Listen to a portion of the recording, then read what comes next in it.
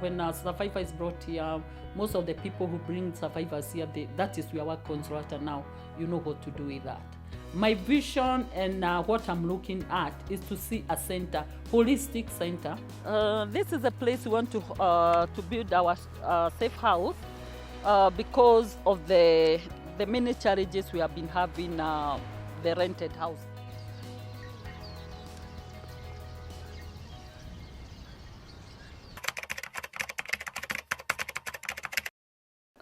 Before Hope Center, I've been working with a company called Casnet, and I'm this kind of person who loves going to the community. So I was still engaging in the community service, going to visit the sick, the old people. And I remember at some point we started a run with my friends. It's called Sweat It Out for a Needy Cause. It was all about sweating out. We were doing like 5 kilometers by then. I've progressed to 21 kilometers now. And our run purposely was to run for girls, dignity. What we used to do is run and go when friends join us were contributing only 200 shillings. So basically for me, I've been in the community for like over now 20 years, serving the community until one time we thought, why don't we maybe start even the advocacy, creating awareness.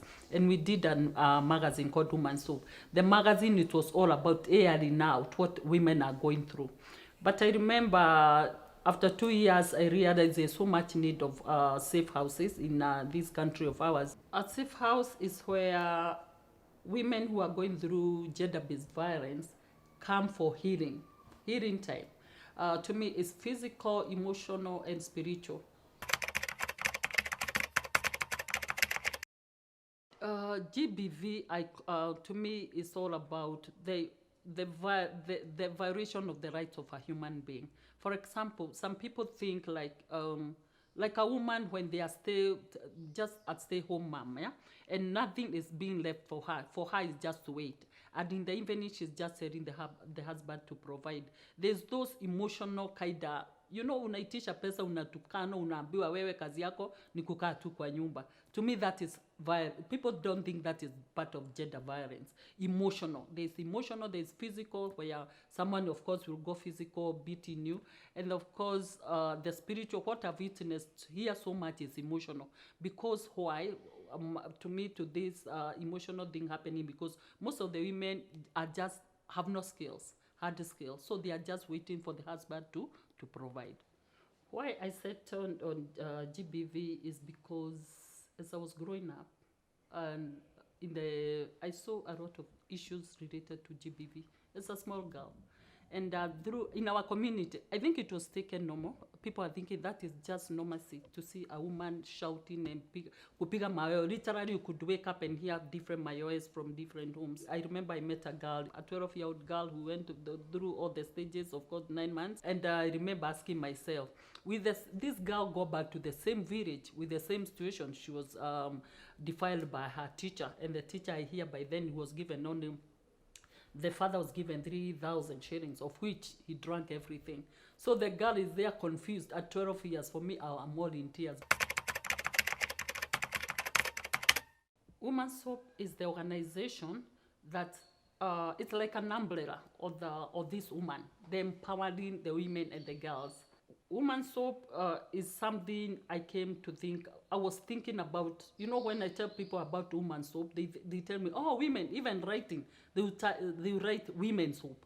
I tell them, it's like when you are having the women here.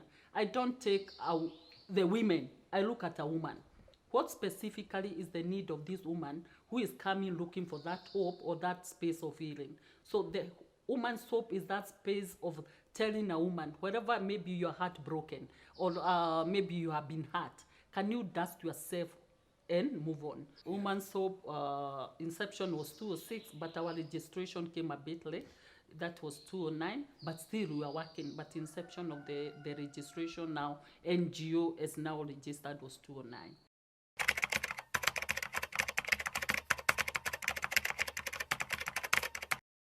The Hope Center is a space where women will come to find healing and to find that space that they can be able to heal. But as an organization, we have other projects where we support this woman. From the time she'll come here, she'll learn how to make the kikapus. She'll be taught hard skills that will help her support her family when she leaves the center.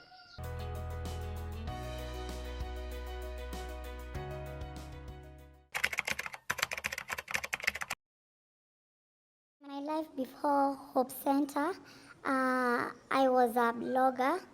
I used to write women-related stories. Also, I was a mommy and a lifestyle blogger.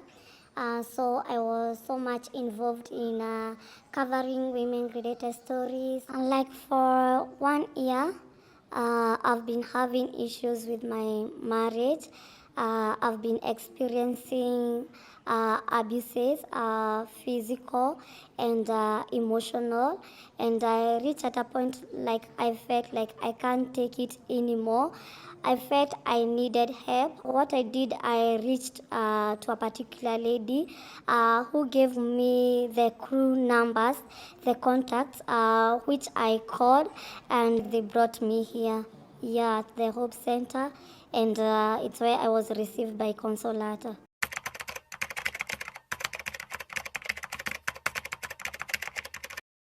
When we wake up, we take breakfast. From there, we go to church.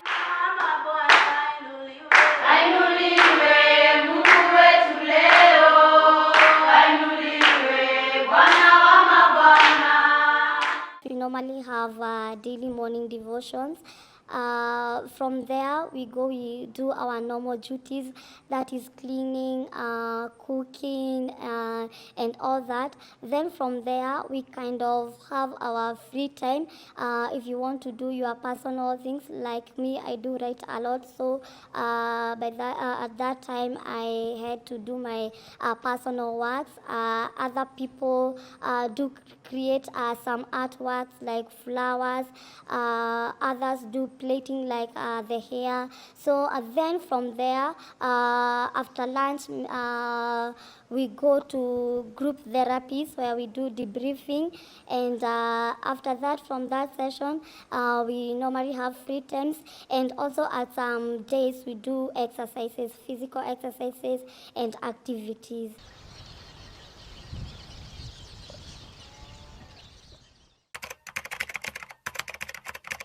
One of the major challenges we go through here is like this house where our space is not, it's rental. You can imagine the kind of rent we are expected to pay here. And two is feeding the families here. When people come, of course, when a survivor is brought here, most of the people who bring survivors here, that is your work contractor now. You know what to do with that. Three is, of course, the utilities. We have to pay water. We don't have Nairobi City Council water, so we most of the time we have to ask water for the boozers. Three is Pampers and the staff to support the boys. Most of the time we have mothers come with boys, the ages of 7 to 11, 12 years. These kids need boxer shorts. The kids, small kids, they need Pampers. I have support where we get like sanitary from crew. We get panties. They all concentrate with the girls and the women. So my challenge has been the boys. The boys have, to me, I always say, of course, boys have been neglected, because even when you are talking about GBV, women will come here with their boys. So the support of the boys has been minimal. And to me, the other one is major one is when mothers come here, they need that space and they need that time to heal. Unfortunately, a mother will wake up and call me, Mom, too. I need my kid to be in school. What do I do now? I need to be here, but unfortunately, I'm thinking about mtoto wangu anamiss sana class. My vision and what I'm looking at is to see a center, holistic center, that when we rescue this woman and the children, they will be able to have at least classes. The classes are still ongoing. Also want to see where women are able to do farming, little farming. The dream for Women's Hope is to have its own safe house, and not one. Countrywide, I realize there is so much need of safe spaces for these women. And mine is to have one. We are starting with Kajiado, why we have identified land, And I have this big picture of seeing a holistic home where a woman you call home. I love when children come here and they'll tell, I'll ask them, where is mom home? They know their room, whichever you have given me, that is their home. So I'd want that place to be home, that someone knows this is my home. I can lock that my small room, that holistic home that this child can grow with dignity.